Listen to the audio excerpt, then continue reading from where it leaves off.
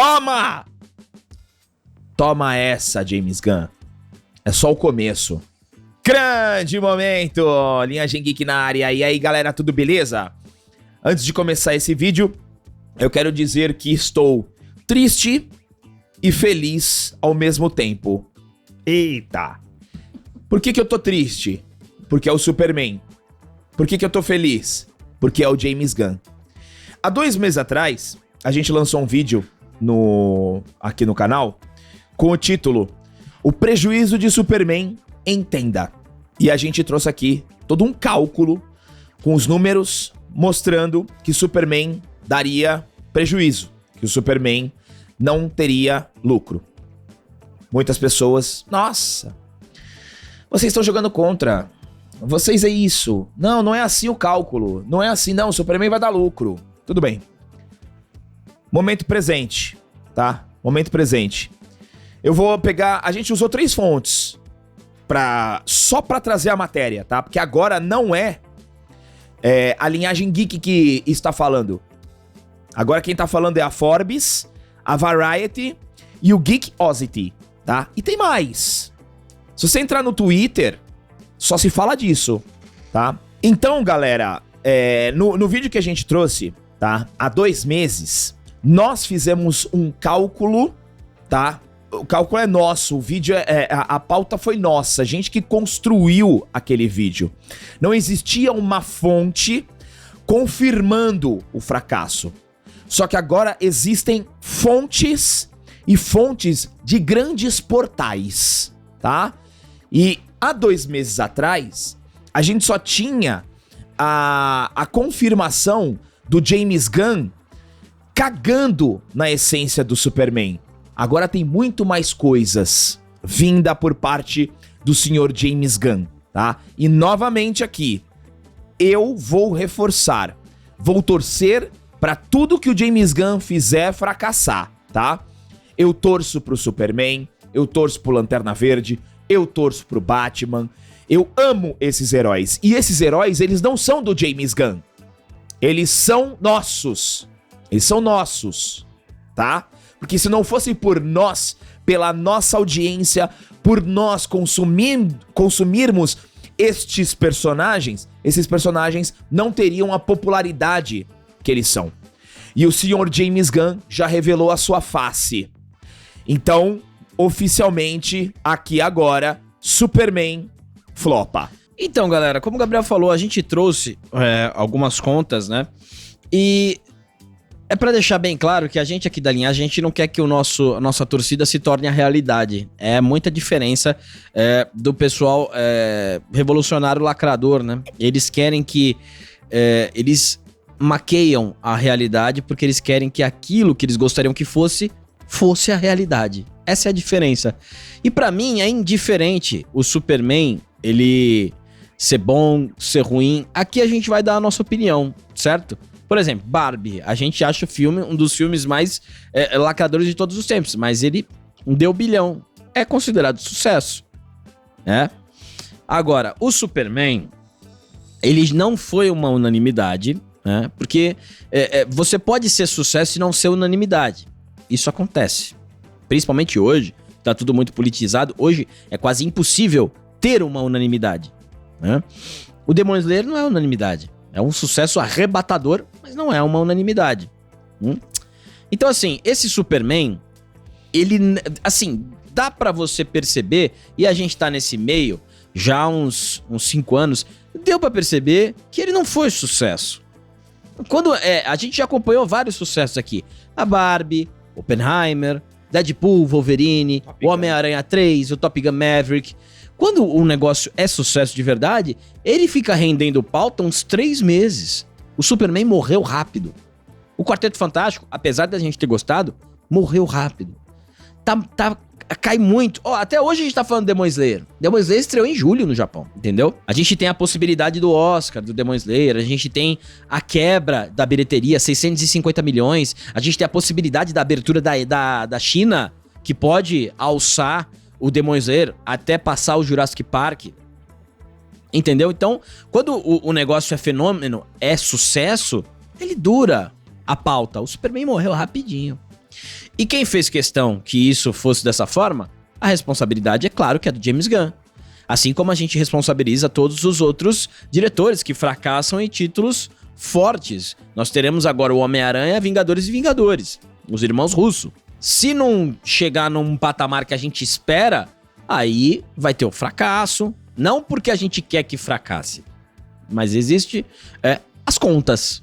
E aqui são diversos portais falando que o Superman fracassou. Eu não tô nem aí, ser bem sincero. Eu não tô nem aí, porque eu não tenho muito sentimento ligado às últimas obras que têm acontecido.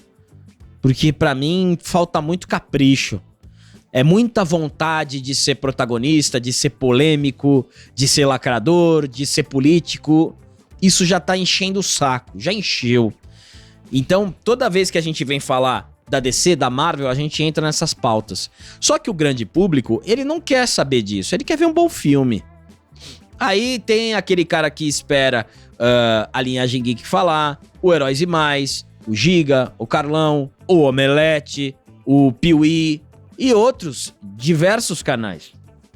E aí, às vezes, a pessoa vê, pô, mas esse Superman, os caras estão falando de política, né? Tem Israel, tem Palestina, tem Rússia, tem Ucrânia. Aí o cara fala, pô, velho, eu não tô afim não. Eu queria tanto ver o Superman. E o que sobra do filme, o pós-filme, sobra uma discussão política, que tudo hoje vira a discussão política. O Demon Slayer não. O Demon Slayer não. Nem o Tojima. O Demon Slayer você pode falar do roteiro, da parte que quebra, do flashback, mas é isso. A obra continua sendo a obra. A animação boa, por isso que é um sucesso. Tojima também. O Tojima é tão legal. Puro entretenimento. Tá faltando pra Hollywood entender que ela é entretenimento. Ela e diretores, produtores, roteiristas, atores, atrizes, roteiristas, eles estão achando que eles são políticos. Vamos fazer aqui um Superman, agora vai ser do meu lado. Calma, eu vou fazer o Batman do meu lado aqui. E aí? Então tudo isso que tá acontecendo é parte dessas ações desses profissionais. Que mergulham na internet, que não é a realidade, uma bolha, e acreditam que eles estão... eles estão ali abafando por uma bolinha desse tamanho. Quando, na verdade, o sucesso é outra coisa. É outra coisa muito diferente. Você pode fazer um filme calcado em política, ser lacrador, ser direitista e ter sucesso? Pode. Mas hoje tá muito mais difícil. Tá muito mais difícil porque as pessoas estão muito mais sem paciência. Muito sem paciência. E a gente tá falando da elite. A elite é completamente desconectada do povo. Completamente desconectada. Inclusive o Matheus até me falou aqui, e isso pra mim é muito chave, que um jornalista esportivo da emissora, que vocês sabem muito bem, da Globo, fala, não, porque assim, os árbitros, eles ganham 5 mil por jogo. É muito pouco. Muito pouco. Fica difícil criticar. Fica difícil criticar. Eu entendi o que ele quis dizer, mas na cabeça dele, se o árbitro faz um jogo por semana, ele tá com 20 conto. Ele já ganha mais do que 95% do Brasil. E a gente tá falando de um desses militantes. Um desses caras que encabeça. A realidade dele é essa. Aí ele ganha... Ele pode achar que o árbitro deveria ganhar mais. Mas ele acha que o árbitro ganha pouco. Então, assim, existe uma desconexão total da realidade. Porque todo mundo fica preso naquela bolinha chata que quer agradar de tempo em tempo, fazendo um filme. Eu imagino esses caras, o James Gunn, olha, você tá vendo a imigração? Olha aqui, jornalista da CNN, eu bolei um negócio no Superman que vai arrasar com a internet da pauta Palestina e Israel. Porra, bicho. E aí você entrega um filme desse aí, que a gente achou bom, mas perto do Superman é bem fraquinho. Inclusive, você pode pegar nos vídeos mais antigos, a gente acha o Homem de Aço melhor. Eu acho e morrerei achando. É isso aí. Bom, vamos conversar então. Dessa vez vamos repercutir a matéria desses grandes portais que têm credibilidade. Nós também temos, tá? Ó, antes eu quero recomendar pra você, tá? Um grande amigo, um grande parceiro, que é consultor imobiliário, consultor patrimonial, que é o Cleverson. O Cleverson não vende fórmula mágica, não fala de renda extra, ele mostra como você pode criar o seu próprio capital, ter uma gestão financeira sólida e transformar conhecimento em patrimônio real. O Cleverson já esteve aqui na linhagem, eu vi os resultados do Cleverson. Gente comprando imóvel, aumentando de patrimônio, garantindo renda mensal e diversificando seus investimentos.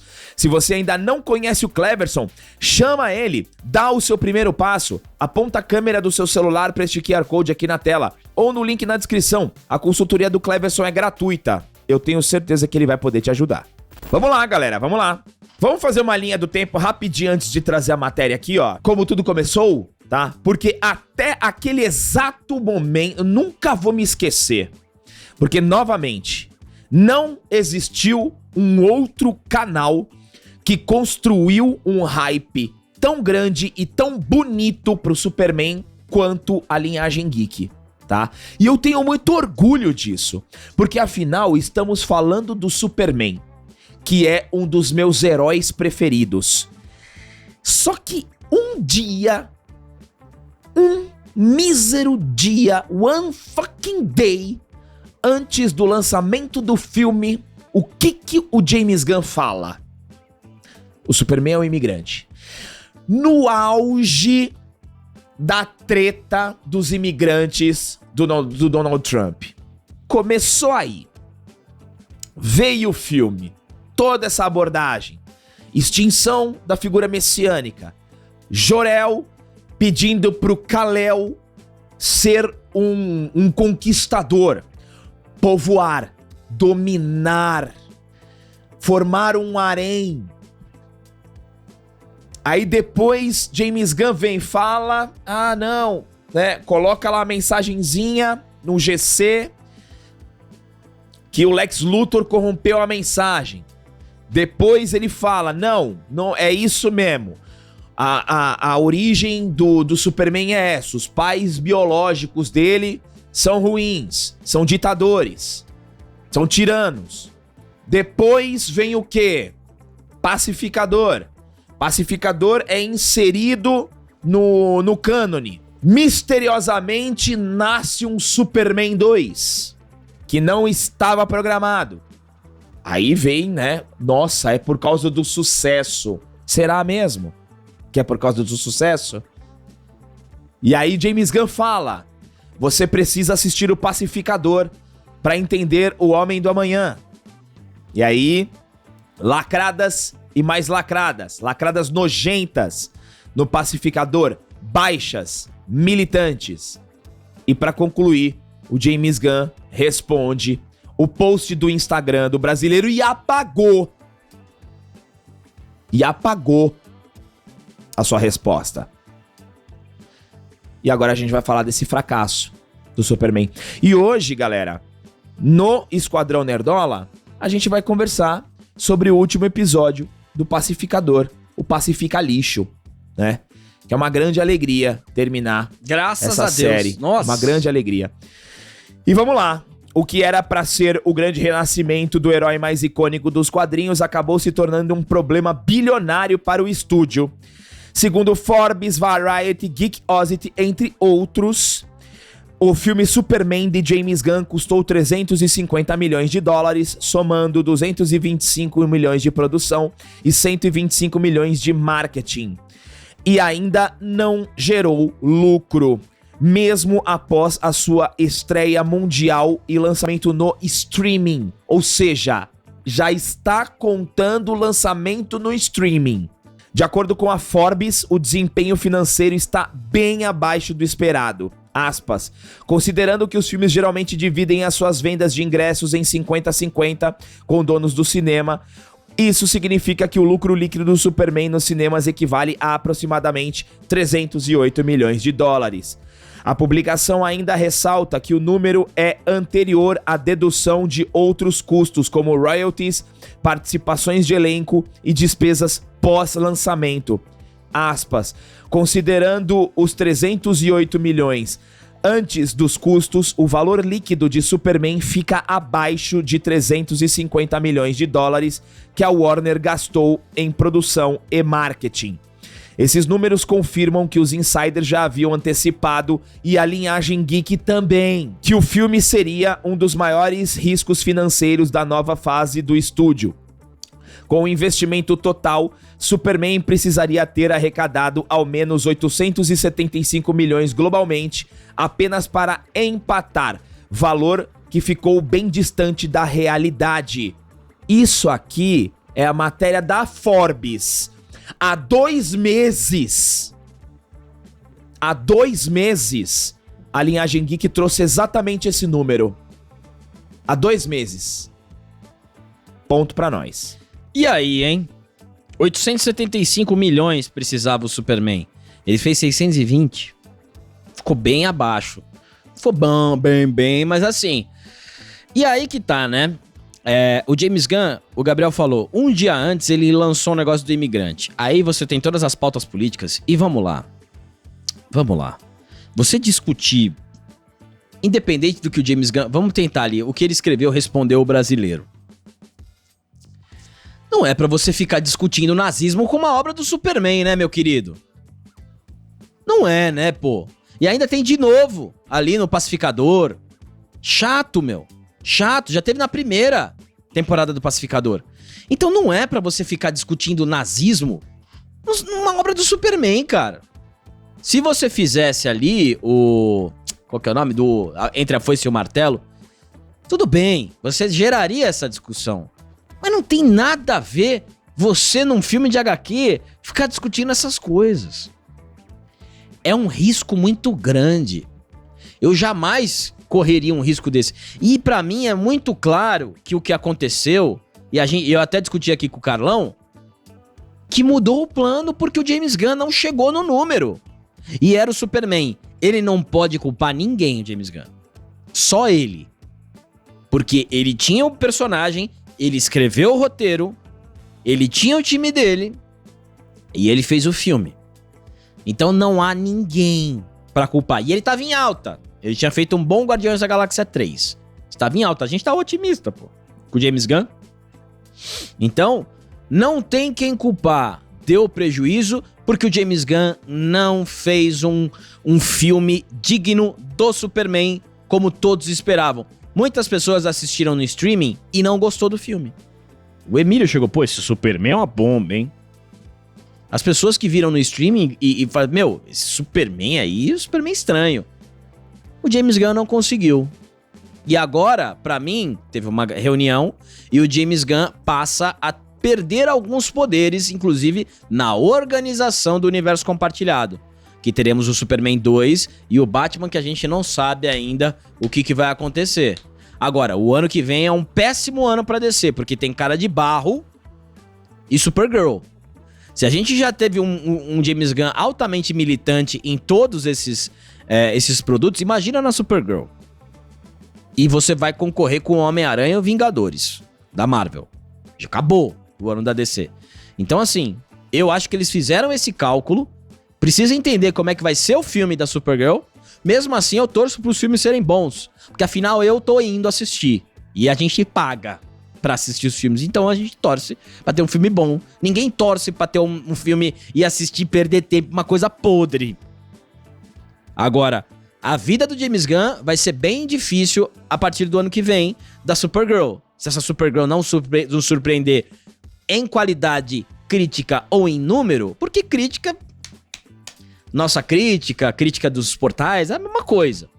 O que importa é o público que sai de casa para ir ao cinema e assistir o filme.